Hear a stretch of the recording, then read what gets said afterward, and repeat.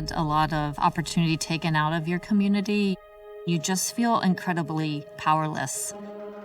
You're not sure where to start.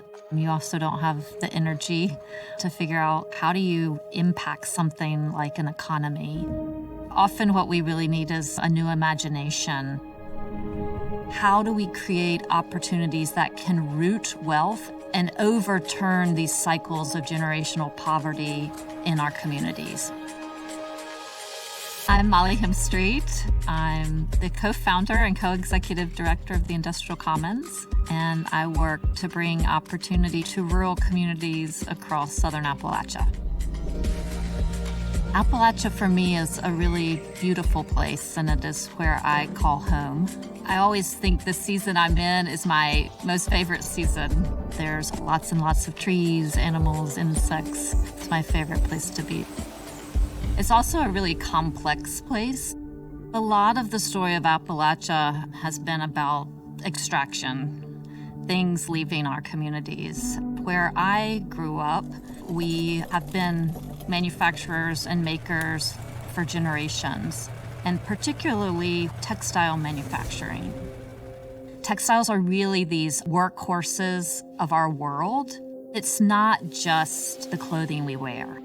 If I think about the stent that's in my dad's heart, that's keeping that heart beating, that's a medical textile. If you think about a firefighter that walks into a burning building, they're protected by a textile. So much of our world is about fiber and is about the textile industry. And it's really our communities that are helping to ensure that that industry stays vibrant and active in the United States. But around the 1990s into the 2000s, that work left, leaving our communities with upwards of 15% unemployment. Entire families just didn't have work. So I really started asking this question of myself, like, what do I do as someone who really wants to stay here, but someone who wants to be sure that there's opportunity, not just for me and my family, but for my friends and neighbors. There were several things that I wanted to be different from what I had seen coming down around me. I wanted this to be a profitable enterprise. I wanted it to be about people, and I wanted to be sure that we were making things that weren't hurting the environment. And I knew that the people in my community had incredible skill and incredible knowledge. And so Opportunity Threads was started as an employee-owned company around developing sustainable textiles. The idea of employee ownership is just really, really basic. And I think we can all relate to it. If we work really hard for something, that reward should come back to us. We all want to feel like we're valued. We all want to feel like the opportunity that we create, the profits that we create, we have a say in those. Opportunity Threads is a really magical place. They're one of the largest upcycling facilities in the US, upcycling upwards of 60,000 t-shirts every week. They're a profitable company, a really brilliant, bright light in our community. I'm very proud of that work. From there, I was like, oh, this is kind of cool. This seems to be working. Let me find some more help. I wasn't an economist, didn't have a business major, didn't consider myself an entrepreneur. What I did know is that I cared very deeply about where I lived. And so we started building a network. We called it the Carolina Textile District, with this whole idea of being big by being small together.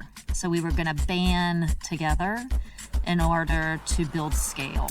And then after we built that, we built the Industrial Commons. What we do with the Industrial Commons is we support workers, we support businesses. Some of those businesses we help to buy and convert to employee-owned companies. Some of those businesses we start ourselves. We've drawn the attention of folks like the National Science Foundation, who have chosen us as one of 10 innovation communities across the country. And it was really the organization that I needed when I was getting started that I didn't have. One of the projects that the Industrial Commons right now is working on is called material return. And what we do at material return is we take back the region's textile waste, we grind it up, and we send it through this big machine, and then we're able to make that back into a yarn. Something that might be sold for 3 cents a pound, if we can put it through our system, it can come out on the other side and we can sell it for $9 a pound.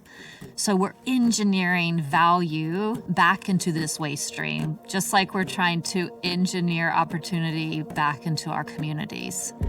Bob has really been the leader that's helped Material Return get started. He's somebody that grew up in Burke County, started to work when he was 16 in a sawmill. What's so neat about Bob's story is, Bob is still working in manufacturing. In fact, he's working in these same plants where his uncle and his dad used to work. But now he's an owner of that plant. He has a say in what's going to happen at that facility, and he's really one of the leaders. So Bob, for me, really represents why I come to work every day. We call ourselves, we're long haul people. We're in this for the long haul.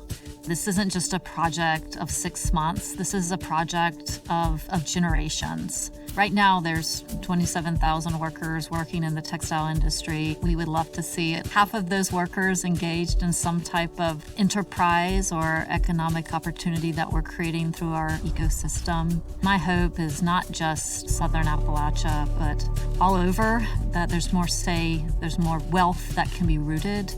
There's less extraction, and there's really just a more thriving working class.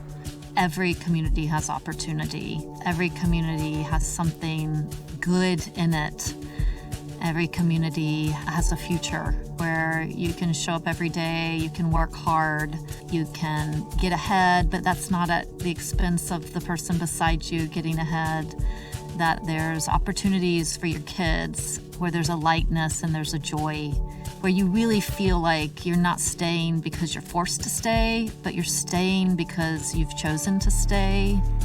We forget that we are part of the economy. We forget that we have power in it. It just takes a few people to start. And you don't have to necessarily have a complex set of skills. What you really have to have is a deep care